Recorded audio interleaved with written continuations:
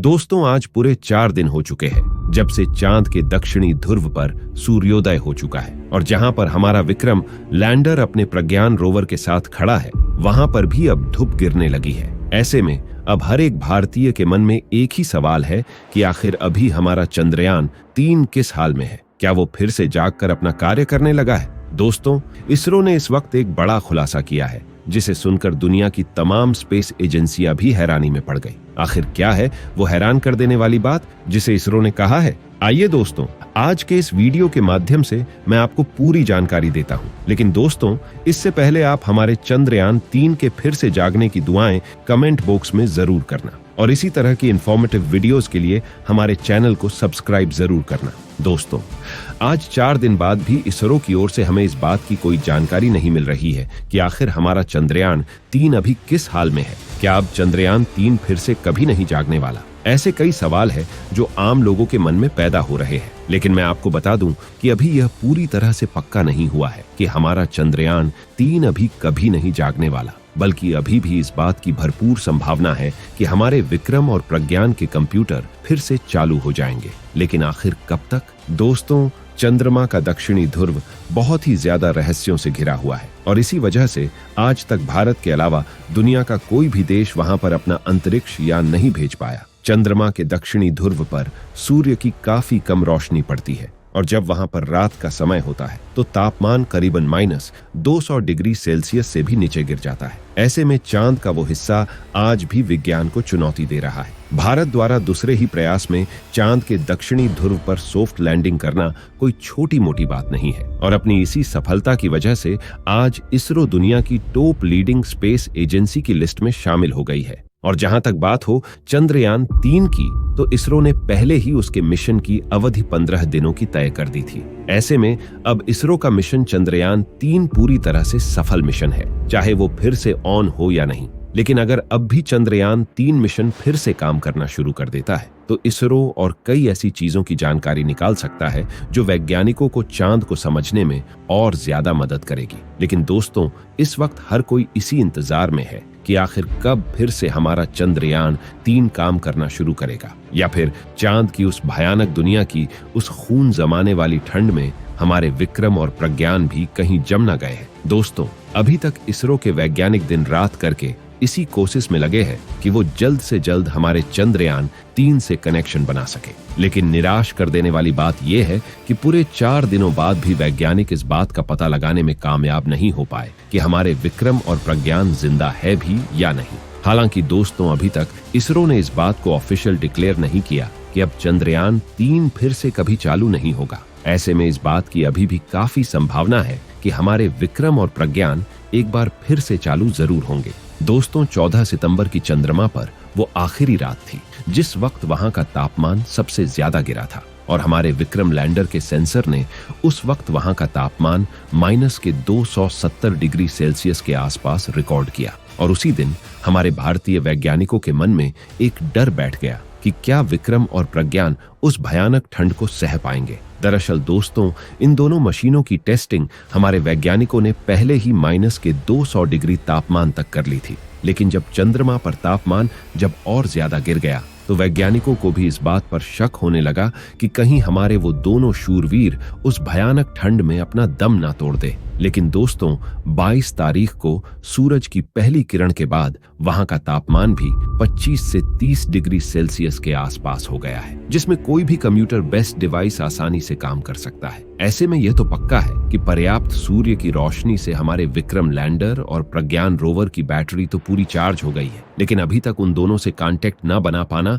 हमारे भारतीय वैज्ञानिकों के लिए काफी चिंता का विषय है। हमें इस बात का भी डर सता रहा है कि कहीं सच में अब वो दोनों शूरवीर कभी जिंदा ना हो। लेकिन दोस्तों, अपने 15 दिनों की अवधि में ही उन्होंने चांद की उस अंधेरी दुनिया के ऐसे कई रहस्यों से पर्दा उठा दिया जो आज तक बड़ी बड़ी स्पेस एजेंसी भी नहीं कर पाई। दोस्तों, आपको बता दें कि जब आखिरी बार हमारे प्रज्ञान और विक्रम ने पृथ्वी पर जानकारी भेजी तो उसमें वैज्ञानिकों को पता चला कि चंद्रमा की धरती पर सल्फर भी काफी मात्रा में मौजूद है और सल्फर वो तत्व है जो वैज्ञानिक कार्यों के लिए सबसे ज्यादा काम में आ सकता है। लेकिन जैसे ही ये जानकारी भारतीय वैज्ञानिकों तक पहुंची तब तक चंद्रमा पर रात होने का समय हो गया। इसलिए इसरो के वैज्ञानिकों ने बिना देरी किए आगे की सभी रिसर्च को रोक दिया और विक्रम और प्रज्ञान को स्लीप मोड में डाल दिया। हालांकि दोस्तों, जब चंद्रयान 3 को पृथ्वी से लॉन्च किया गया तो इसकी मिशन अवधि मात्र 15 दिनों की ही तय की गई थी, क्योंकि वैज्ञानिकों का मानना था कि वो 15 दिनों के अंदर चंद्रमा की सतह से महत्वपूर्ण जानकारी निकाल लेंगे। और प्रज्ञान रोवर के अंदर कुछ ही सेंसर लगे थे जो ज्यादा खोजों को अंजाम नहीं दे पाएंगे। लेकिन वैज्ञानिक तो हैरान तब हुए जब विक्रम और प्रज्ञान ने एक के बाद एक ऐसी कई खोजों को अंजाम दिया जिन्हें नासा भी अपने 50 सालों के मिशन में नहीं कर पाया। अब अगर हमारा चंद्रयान 3 फिर से जिंदा नहीं भी होता है तो भी इसका मून एक्सप्लोरेशन में योगदान बहुत ज्यादा होने वाला है। इसके आगे की खोजें भी बहुत जल्द हमारे वैज्ञानिक चंद्रयान 4 के माध्यम से अंजाम जरूर देंगे। दोस्तों, बेहद कम तापमान की वजह से इस बात के भी ज्यादा चांस है कि उन दोनों की बैटरी में कोई खराबी आ गई हो। लेकिन हमारे वैज्ञानिकों का कहना है कि उन्होंने इसकी बैटरी में काफी ज्यादा एडवांस टेक्नोलॉजी का इस्तेमाल किया है, जिससे वो इतनी आसानी से खराब नहीं होने वाली। लेकिन -250 डिग्री की ठंड को झेल पाना इतना भी आसान नहीं है। अगर हमारे प्रज्ञान रोवर और विक्रम लैंडर की बैटरी सही सलामत रहती है तो ये एक बार फिर से चांद पर रिसर्च करना शुरू कर देगा और इस बार वहां पर हाइड्रोजन गैस की तलाश की जाएगी, जो कि रॉकेट फ्यूल का मुख्य तत्व है। दोस्तों, इस वक्त जो तस्वीर आप लोग अपने मोबाइल फोन पर देख रहे हैं, यह तस्वीर विक्रम लैंडर की है, जिसे हमारे प्रज्ञान रोवर ने अपने हाई रेजुलेशन कैमरा द्वारा कैप्चर किया है। आपको बता दें कि यह तस्वीर उस समय की है जब चांद पर रात होने वाली थी और रोवर वापस लैंडर में जा रहा था। इसमें आप देख रहे हैं कि चांद की सतह पर अंधेरा होने के कारण वो कितनी चमकदार दिखाई दे रही है। जिस समय चंद्रयान का प्रज्ञान रोवर चांद पर रिसर्च कर रहा था तो उस वक्त चांद का तापमान 20 से 35 डिग्री सेल्सियस के बीच था। ऐसी कंडीशन में रोवर को जितना समय मिल पाया उसने कई सारे तत्वों की खोज की और वहां के तापमान की जानकारी को वैज्ञानिकों तक भेजा और साथ ही वहां के प्लाज्मा रेडिएशन के बारे में भी स्टडी करके विक्रम लैंडर को जानकारी दी। लेकिन दोस्तों, इस वक्त सभी की निगाहें टिकी है तो वो सिर्फ इस पर कि कब इसरो के वैज्ञानिक यह कहे कि हमने विक्रम से अपना कनेक्शन बना लिया है। दोस्तों, ऐसे तो हमें अपने भारतीय वैज्ञानिकों की काबिलियत पर पूरा विश्वास है